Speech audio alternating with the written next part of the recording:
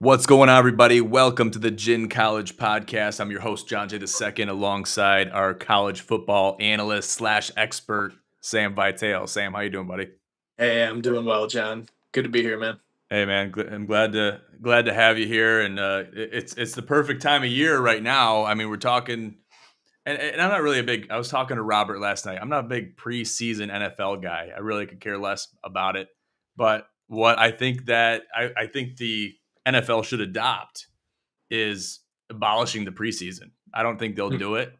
And obviously, it's different. It's a different sport, essentially, a different league, all entirely, and whatnot. So I get why they do the preseason, but I guess why don't they have a preseason in college if they have it in the NFL? At least one game. Yeah, I'd like to make that a springtime thing instead of just having the inter squad scrimmage. They Yeah, like should the spring schedule game that some. doesn't count to me. Yeah, right. They should make it count. They should Yeah, schedule another team in there. It'd be so exciting. It's the time of the year when you need it most, too. exactly. I think that would be a breath of fresh air, and you have your preseason scrimmage or pre-spring scrimmage before that, and just kind of fill that in and have a spring game. Then you have the rest of the off season, which is the summer, to think about things, construct your team, fix the errors, put guys in positions, build your depth chart, do all that, and then you got week one or week zero actually on the 23rd of August, which is in a couple days, and then you got week one at the end of August. It's exciting stuff. I guess. What are you expecting out of this season? Going into a new college football season, it's a great time of the year, as we mentioned, but we're kind of in uncharted territory in a lot of ways. So, how are you analyzing everything before week zero? This is a different season, man. Different than any of the ones before. I feel like I've got less of a grip on what's going on. There's so much change. There's so much to keep up with. But I think it's promising to be a really exciting season, possibly a pretty chaotic season too. Absolutely. That's what I'm expecting myself. Real quick, let's just look at the top 25. Who looks overrated to you? Who looks like a good contender? Who looks like a dark horse? What are you looking at in the top 25 coming out of the gate? Genuinely, I hate to call a team overrated, but if I had to pick one, I would go Oklahoma. The only reason for that, I don't want to say the only reason, but I guess the reason why they were easy for me, they weren't ranked in the coaches poll that came out just a couple weeks prior to the AP poll. The AP voters slipped them in at 16. One of the big reasons for that is John Mateer. It's possible that he's going to be a Heisman finalist.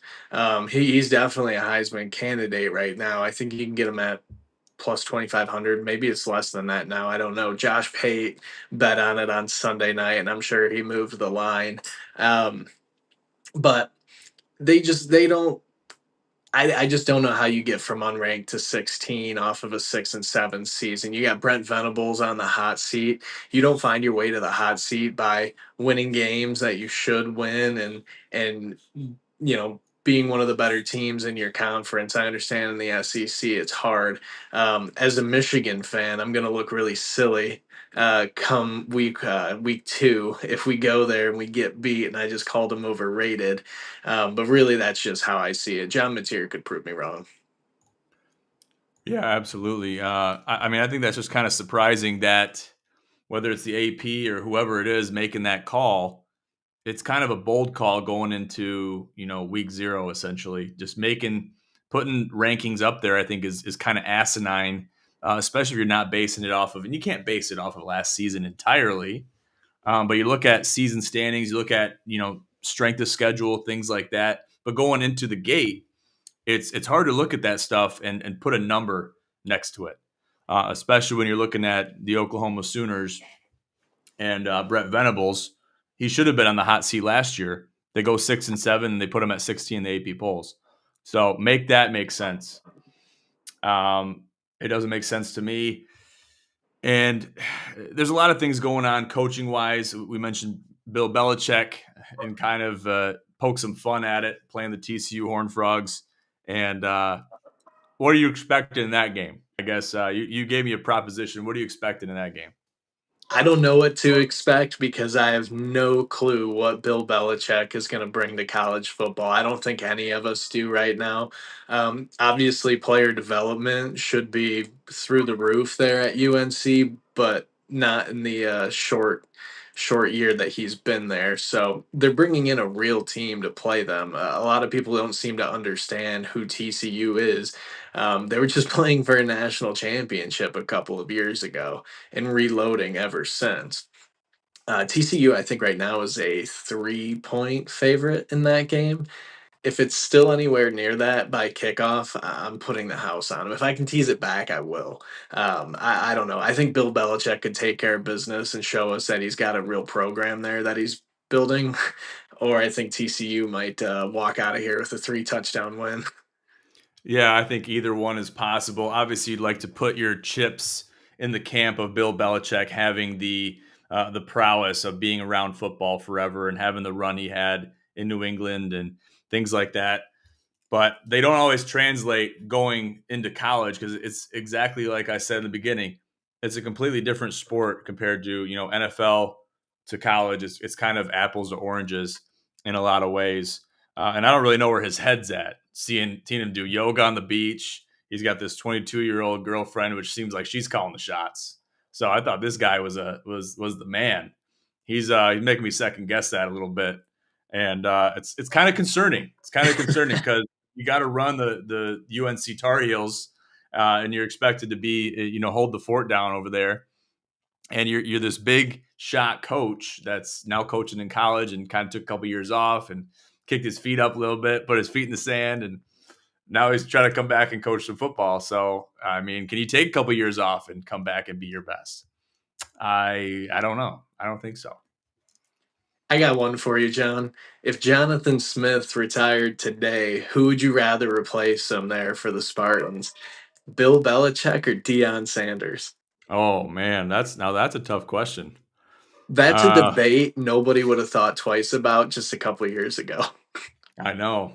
You're right. And really, there's been question marks on both of those gentlemen's uh, tenure, track record, career, however you want to call it. Yeah. There's been some questionable moves by both these guys in their old age, we'll say. Um, I don't know. I guess. See, I would love to say Bill Belichick. I really would. Yeah. And you know that that's kind of should have been the obvious answer. But it'd probably have to be Dion, just because I like the energy a little bit more. And not to say Bill doesn't have the energy. Now he's got to keep up with a 22-year-old. That doesn't. That you got to have some energy for that. But um, I think it would be.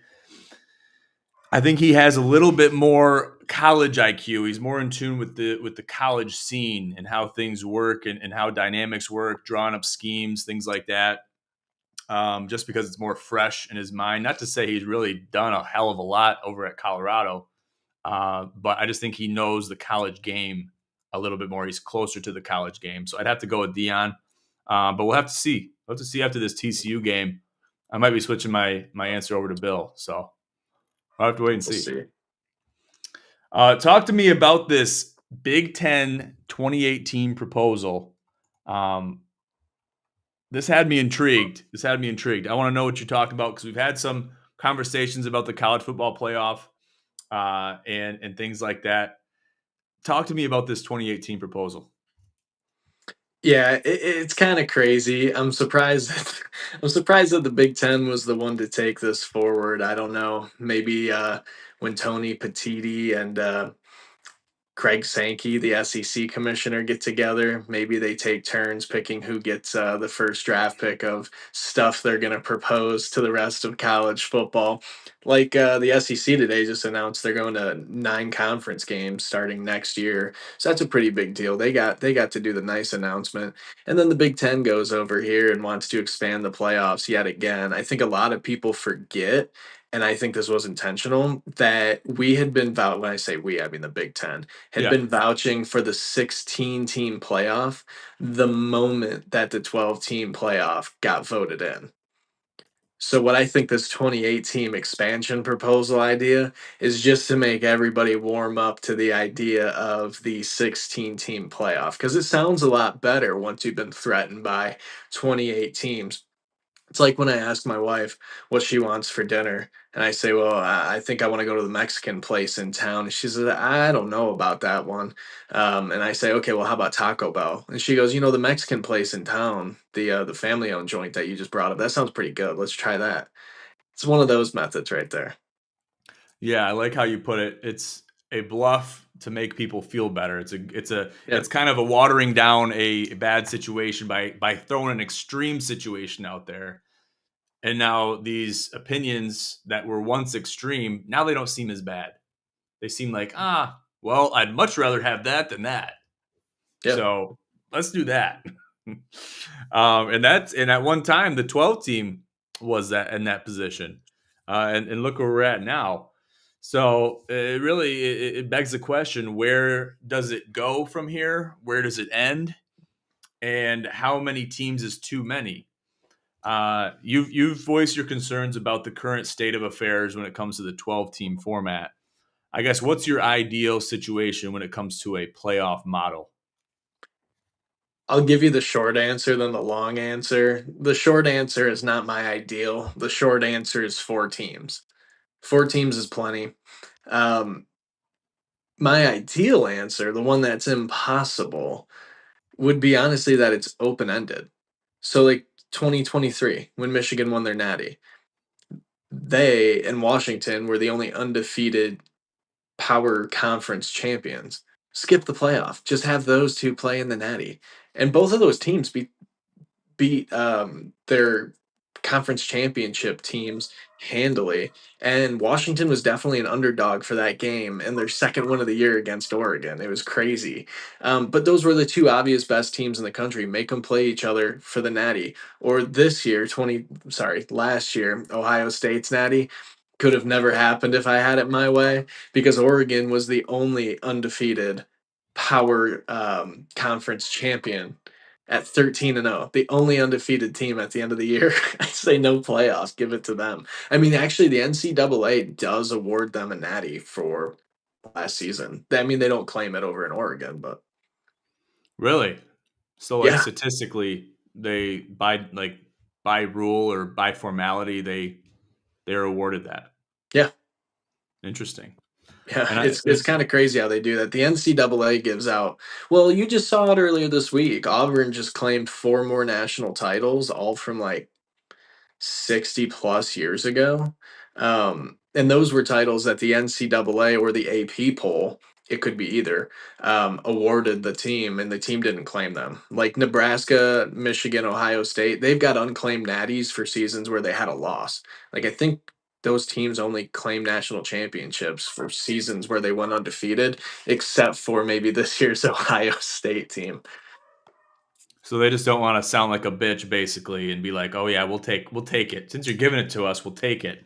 Yeah, well, back But in the day too, they especially didn't know back in the playoff back in day, the day. like 80 years ago or something, you might be awarded a natty for, playing the local fire department in week one, the local high school's varsity team in week two. Then you play Princeton, then you play Rutgers, then you play the local Boy Scout troops, and then you play Minnesota. And so it was like one of those where it's like if they only played a few games against real colleges and they lost one of those games and another team went undefeated, it just no.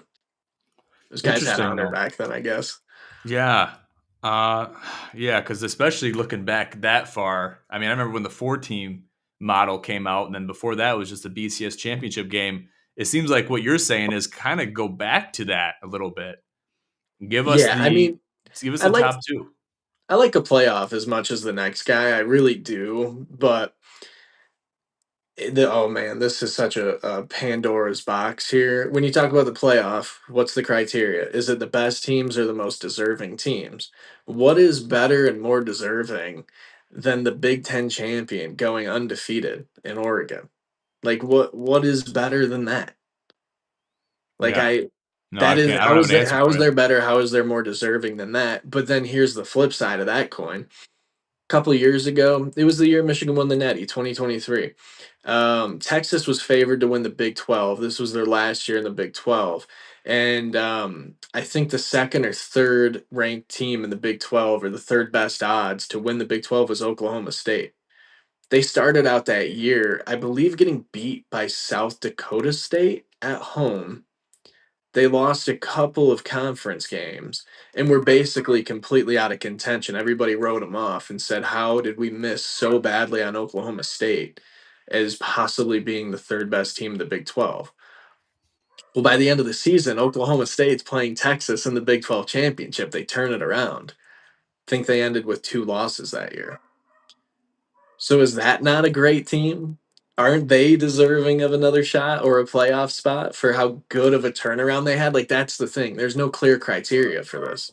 Right, exactly. Because you're taking into account certain intangibles, then you're kind of pushing to the wayside other intangibles. So it's like, how do these intangibles match up against these? Right. It's almost like picking the Heisman, really, in a lot of ways. It's like Sure. based on very individual criteria, and the stars have to align, but the stars might align differently for one guy than it does for another guy.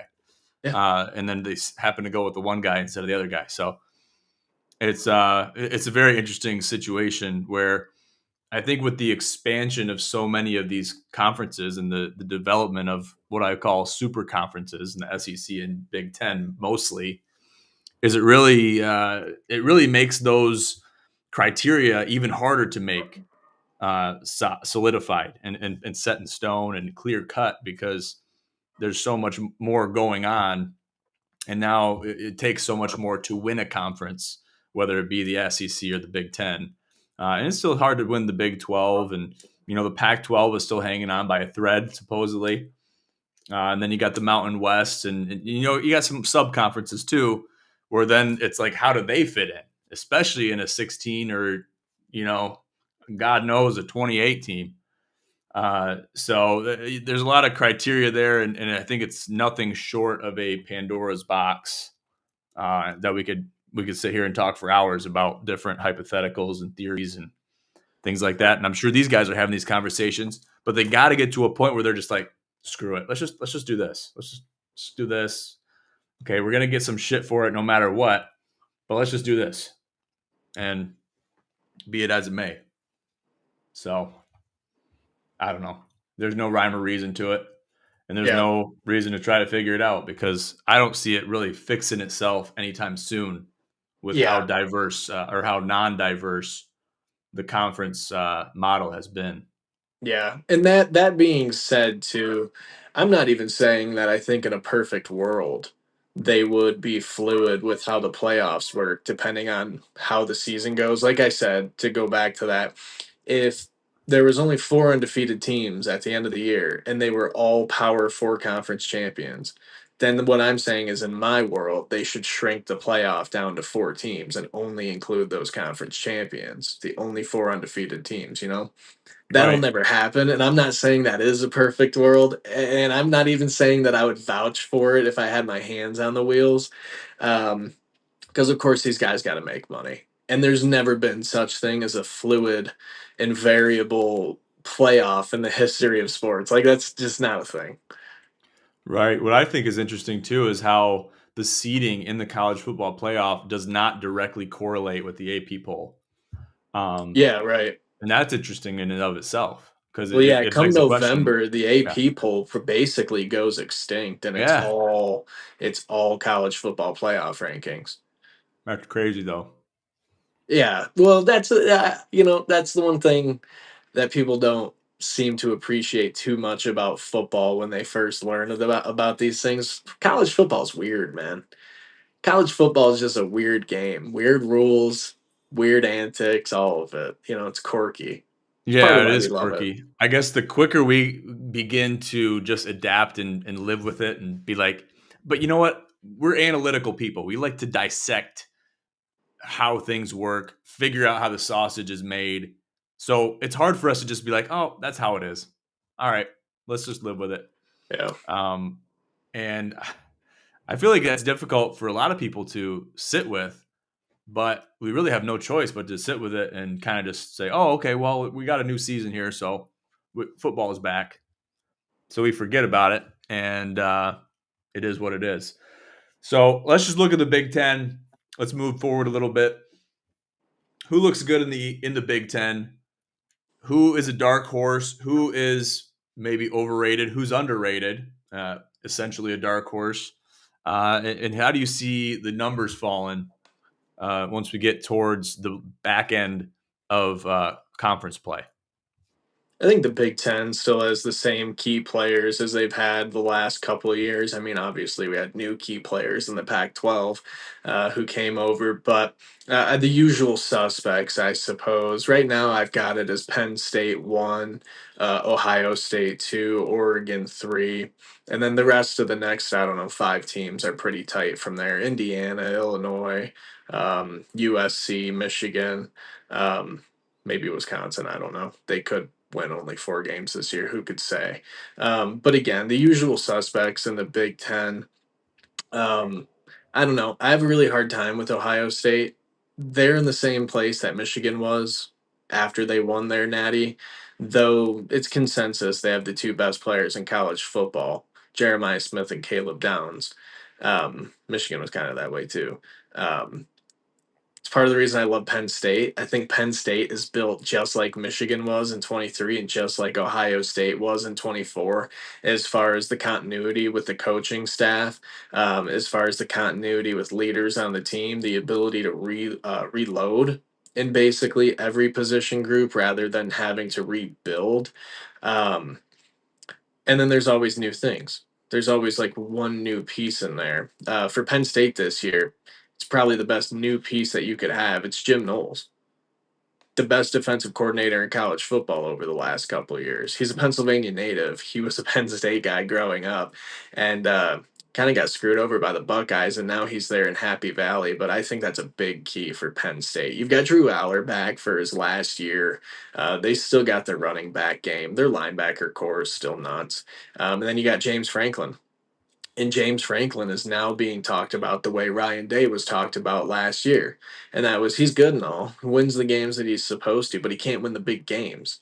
Well, what happens? What happens when in college football when that's said about a coach enough times? They end up proving you wrong, and they go and they win the big games. Unless they're Brian Kelly, who's allergic to winning week one, they go and they get right and they win the big games. So I don't know if it counts as a dark horse, being that they're number 2 in the AP, and I just put them at number 2 in the Big Ten. But I really do think Penn State could make a run. I think Oregon's going to be great. Their quarterback play is kind of a question mark. They've got Dante Moore. If you don't remember, he was in a tight battle, or I would say Oregon and UCLA were in a tight battle for him. He was a QB in the 23 class. He had committed to UCLA, started as a true freshman, and then transferred over to Oregon to sit. There was no QB battle, and he knew it because he'd be sitting behind Dylan Gabriel. So that's what he did last year, which is so rare to go from starting, especially at a Power Four school, to transferring and then knowing that you'll sit. But he did it to study from Dylan Gabriel. And it's going to be key as to whether or not that paid off. If he really spent all that time last year developing and learning the system and really getting it down, I don't see why Oregon would miss a beat. I just don't. Um, but that's kind of a key factor for them. Michigan, it's obvious. You know what defense we have. You know what weapons we have. We're going to run the damn ball. We're really not going to have wide receivers. We've got returning production at wide receiver like Samaj Morgan. He's talked about how our new offensive coordinator, Chip Lindsey, has opened it up, and he's not just a bubble screen guy anymore. Like, he actually gets to play wide receiver, which is really interesting to hear and exciting to hear as a Michigan fan. But you know what to expect. Our defense just reloads. They don't rebuild. They say we've got 10 guys rotating in at the D line. That's crazy. And it's not really like an A group, B group. It's like 1A, 1B. It's nuts. It's at quarterback. That's the question mark. Oh, going back to wide receivers, I forgot to mention Donovan McCulley. We haven't had a guy like this since Nico Collins. Bryce in his first year will have a guy you can count on for the 50-50 ball. That's crazy. I mean, typically you leave that stuff behind in high school, and now you got to come to a new school and figure out who that's going to be. Nope, we just picked him up from Indiana, basically traded him straight up for Tyler Morris. Um, it's not really how it works, but it's funny. But it's about With Bryce. And NIL then, though, with NIL and how the transfer portal works, it really kind of is like that. yeah, yeah, it's interesting how that can go. I wouldn't be shocked if we actually see a real trade one day. It'll be really interesting. It wouldn't surprise me all that much. Um, But the good thing about Bryce and the expectations for Bryce, first of all, he's not put any expectations on us. Over the offseason, he was talking about his expectations for his career at Michigan, win a couple Heisman's, win a couple Natties. But as far as this season goes, we just need him to be a guy, just a guy. That's it. That's all it was. I despise hearing Michigan fans talk about how their own team didn't have a quarterback last year. It's pretty disrespectful to the guy who went to Columbus and won as a 3 touchdown dog. Um, but if Bryce Underwood is just a guy, he's better than who we had in the quarterback room all last year, all of them. If he's Cade McNamara this year, Michigan is in a good place. Like he's just a guy there. Lincoln Riley and USC out there, he's under that hot seat too. He's done a lot of rebuilding over there the last couple of years. Um, I think they barely snuck into a bowl game last year. They've got a mildly tough schedule this year. So we'll see how they do, but they could go either way for me. It wouldn't surprise me one bit if they don't do much better than a game over 500 and Lincoln Riley's like out for real. I don't know that they can afford to do that with these buyouts, but um, that's where they're at there. They've got all the talent in the world. They've just got to execute it now. One team you said dark horse, you said overrated. I don't know if they're either of those, so it's not really answering the question. I think Indiana might be the most perfectly rated team ever right now.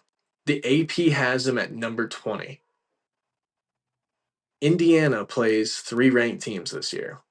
Number 12 Illinois, number 7 Oregon, and number 2 Penn State. In that order, all on the road. If Illinois goes 9-3, only losing those 3 games, if I do it this way, it's only 3 fingers. Um, does that not make them the 20th ranked team in the country? Because if you come into week one, I'm ranked 20 and you are ranked number 2, and I go to your crib and you beat me, I mean, that sounds like number 2 versus number 20, with Yeah, number 2 having home field advantage. So especially I want Happy to. Valley, especially Happy Valley late in the season, maybe a whiteout. Yeah, I Come on mean now. it's nuts. The only team that goes into Happy Valley and beats them lately is Michigan. But even that was a couple years ago now. We didn't play last year. Um, but no, it's just I found that funny and wanted to document that here today to say if Indiana goes 9-3, only losing those 3 road games to 3 top 12 opponents, I think they're the most perfectly ranked team that's ever existed at number 20. So you're saying Can those are the only teams they lose to at all, Yeah, if those were the only or in teams they conference, lose to or just the the whole conference games they season. lose? Their non-conference is SEC like. I mean, their best non-conference opponent is Old Dominion. Okay. So that's why I'm saying they could easily go 9-3. Just Yeah. I mean, they've got one tough conference game from the rip. Actually, their fourth game of the season, I think, is at Iowa. That's never easy. If you were Ohio State, I'd say going to Iowa is not easy. So I mean, that one's plenty losable. But I guess that's the point. Though it's losable, are you who you say you are? Are you the 20th ranked team? I mean, that's kind of the thing when you talk about overrated, underrated, is we have to ask, well, what are they rated? You know, what does Right. that mean? Because that's the Um, benchmark that we're judging them by, and we're basically judging the AP. It really is the AP that's setting the standard. They're setting the baseline for us to judge whether or not they're overrated or underrated. yeah. And that's why we put Oklahoma in the overrated category, and rightfully so, because of the things we mentioned. So I guess prove us wrong. If you're overrated, prove us wrong. If you're underrated, prove us wrong. Yeah. So it's all about proving everybody wrong, and that's kind of the name of the game. So talk to me about this hammer that got brought down on Michigan. Didn't seem like much of a hammer. Um, what the hell's going on with that? No, I mean, this is what Michigan fans have been trying to tell people for a long time now. I don't know who put the idea of the hammer in people's heads. I would blame the NCAA for that, probably. They handle Michigan differently than they handle anybody else. They incrementally leak information. It's kind of why the sign stealing scandal sounded so nefarious to people this entire time, was the way that the information was presented, the bits and nuggets out there. Like, it's called the sign stealing scandal, but sign stealing's not against the rules. Like that's how jacked up the whole thing is. So any reports that folks heard, I mean, any reports that folks heard about vacated wins, vacated natties, anything like that, Sharon getting put on show cause, that those came from the wrong sources. Those came from motivated sources, not informed sources, kind of similar to how Shador Sanders fell so late in the draft. The only people saying that Shador was going to go in the first round was Mel Kiper, Shador, and Dion. That was it. All of us were going, yeah, Shador was really fun to watch in college, but nobody's taking him top five. The only people that said it was them. And that's kind of what the whole hammer thing was. If you followed closely and I guess heard enough Michigan voices from the insiders who know, you were really never worried about a hammer. That being said, it's comical to say that $30 million isn't a hammer, but it's sports, man. It's football. There's money for it somewhere. Nobody's really impacted by that. They're going to do some sort of fundraiser for it, and Queen Jolene will pick up the rest. It's really not the hammer. That being said, I can't believe how upset people get when they hear about this. They get so mad as if we didn't get punished. It's like Connor Stallions is on an 8-year show cause and he's serving a suspension. Like, you may not like the punishment, but that is what they found to be a quality punishment, a fitting punishment, really. And the $30 million. Yeah, I mean, I think it's it is what it is. Kind of gets them out of the get the NCAA out of our hair essentially, and kind of it puts this to bed a little bit because there was supposedly unfinished, call it unfinished business, call it whatever you want. It was never really put to bed. So now I feel like Michigan fans can feel like it is, and they can move on. And it's really not even a rebuild. It's kind of just a, okay, you knocked us back a little bit. Maybe we hurt our pockets a little bit, but now we're right back to, thinking about week one. So really, it's not going to hurt anybody in a major way. Stallions is already gone, whether it's for breaking the rules or I don't think it was, but it's for mostly PR reasons, I believe. And they had to make the decision to get rid of him. I think that was a smart decision, just to not have to incur any further penalties or damage to the program. But it's not much of a hammer. It's more of like it's like one of those foam hammers that came down and hit them Yeah. It's and didn't really feel it type a shit. So Nerf hammer. nerve hammer, right? Absolutely. So let's talk about week 0 because that's what everybody cares about and the betting props. I know there's a couple guys in the Discord that have been betting some preseason NFL. A couple have been successful, actually. I actually tailed one, and it was a really good payout, good odds. And I was actually kind of surprised it hit, to be honest with you. You got to But, send me that next time you see a good one. You got to fill me in. We only got oh, another.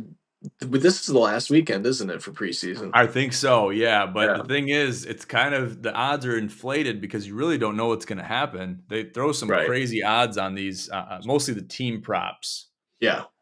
So that's what you got to look out for. If you parlay a couple of those and even do a couple first half money lines or first half spreads with 2+ passing touchdowns, 1+ rushing touchdown, etc., you can get some really good odds, and it might be worth it.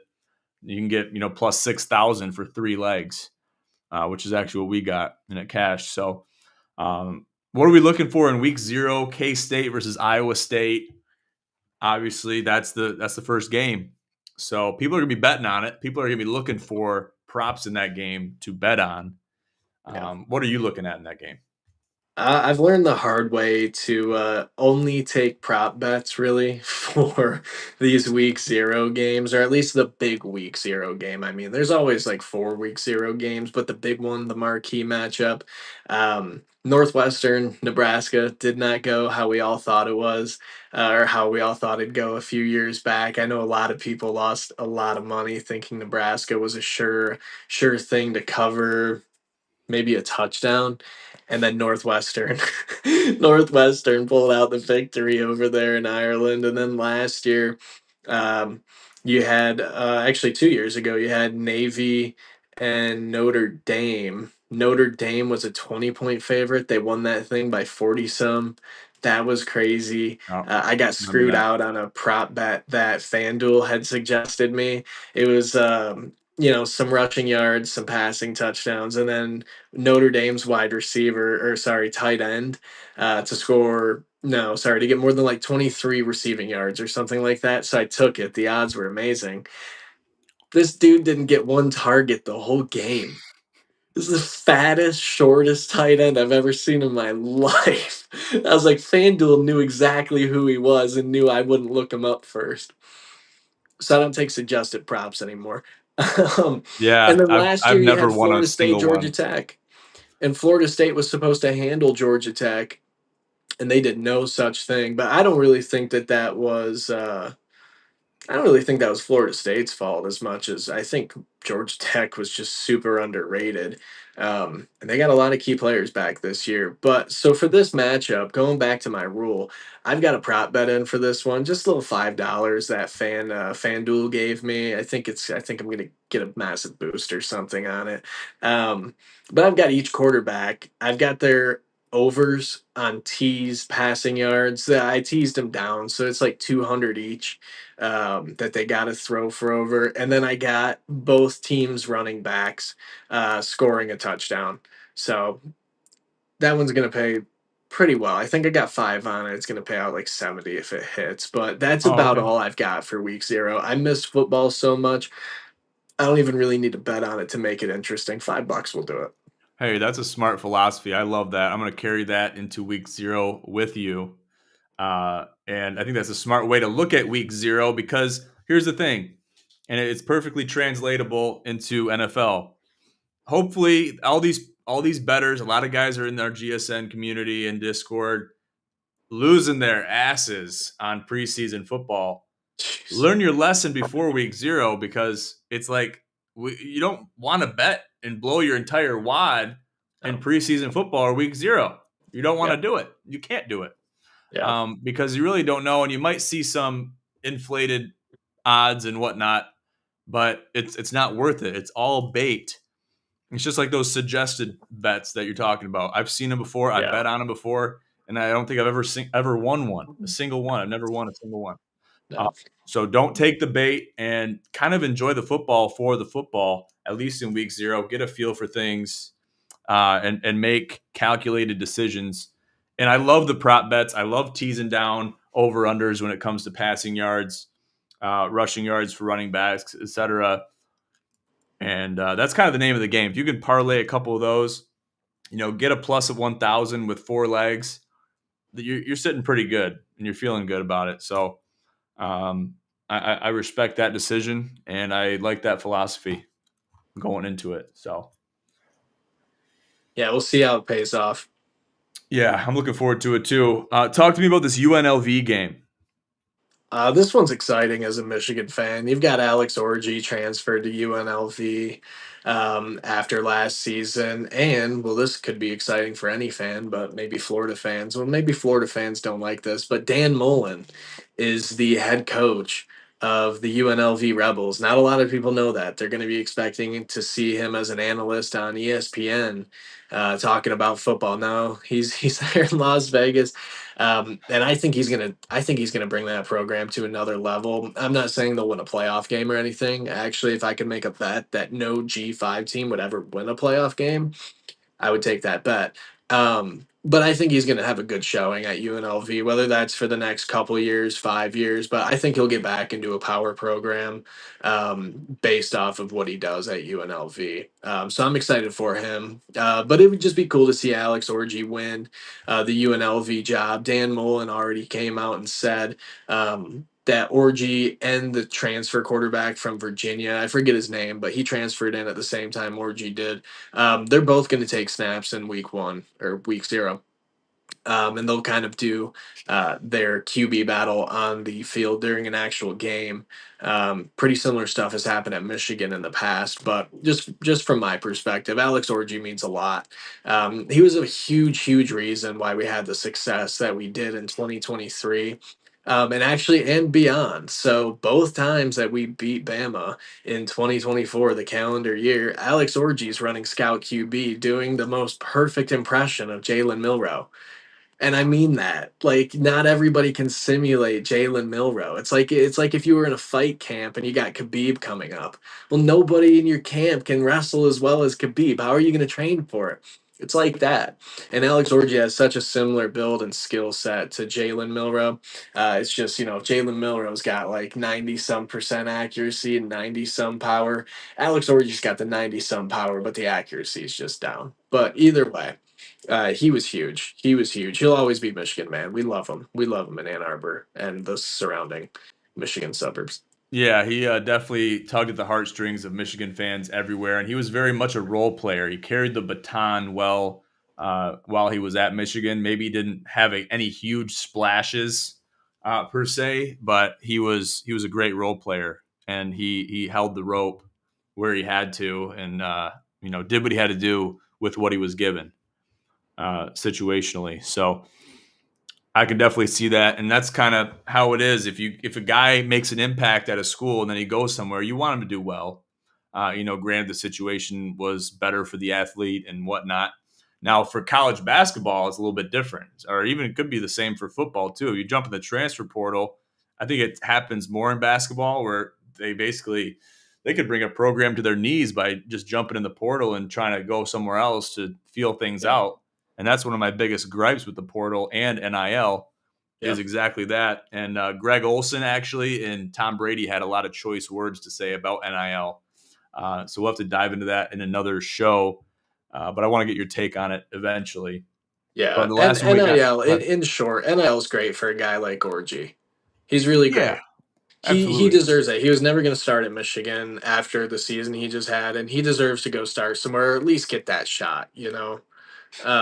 And it just wasn't Right. going to work out here. It's perfect for guys like him.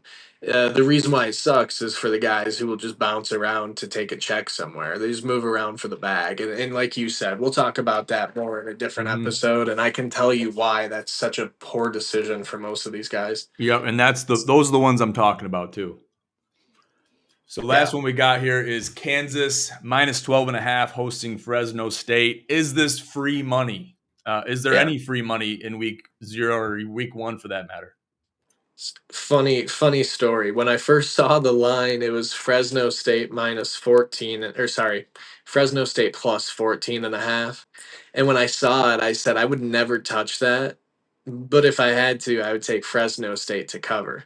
So two things changed. One, the line moved down to 12 and a half. So Kansas would only have to cover 12 and a half points.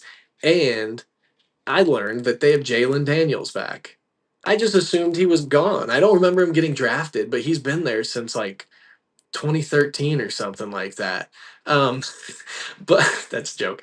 Um, but Jalen Daniels rules. If you've not been able to see him play at peak performance, it's for a couple of reasons. One, because he plays for Kansas, and two, because he's been injured really badly on and off, mostly on for the last couple of seasons, and he's barely played. He got hurt so bad so early on last year, he was able to redshirt and just keep a whole year of eligibility. So having him back is huge for them. He's one of these dual threat quarterbacks.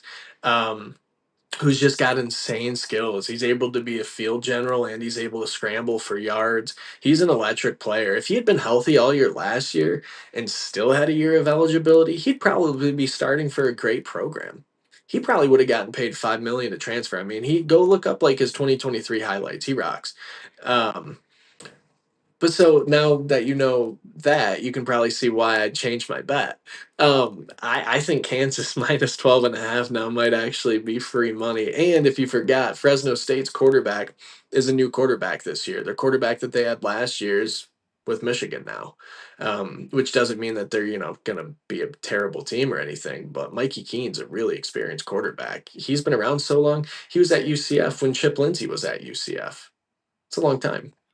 So let me ask you this. Was it that 2 points that made the difference when that spread dropped? Or was it finding out Jalen Daniels still plays for Kansas? Would you Both have of still them. took Kansas at the 14 and a half?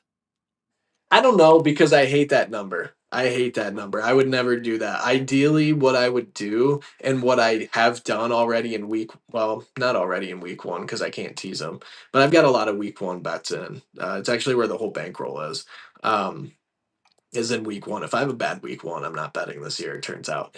Um, but no, ideally, what I would do is actually find two games just like this, where Kansas is favored 12 and a half. I would find another game just like that, tease them both down to a number more like 9 or 9.5, so that Kansas doesn't have to win by two touchdowns. They can win by 10 and still cover. So that's obviously not going to be even odds or as good as minus 110, like 12 and a half is right now.